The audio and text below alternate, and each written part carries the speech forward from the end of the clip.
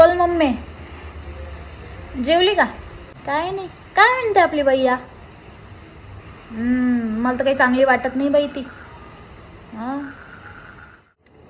अगं म्हणजे ते नाही का आता नवीन फॅड निघालंय, लव्ह मॅरेजवाल्या पण बायका नवऱ्याला मारताय आणि अरेंज मॅरेजवाल्या पण मारतायत ना, म्हणून म्हटलं जरा मला काय असं चांगलं वाटत नाही बाई ती, म्हणून असं. बाकी काही नाही, बाकी म्हटलं म्हणजे चांगली आहे बुवा ती अशी.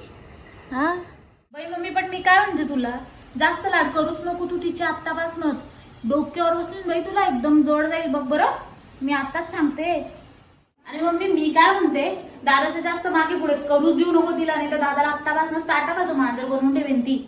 काय मम्मी, मला तर असं वाटतं ती चांगलं असायचं, नाटकच करते फक्त, चांगली नाही ती.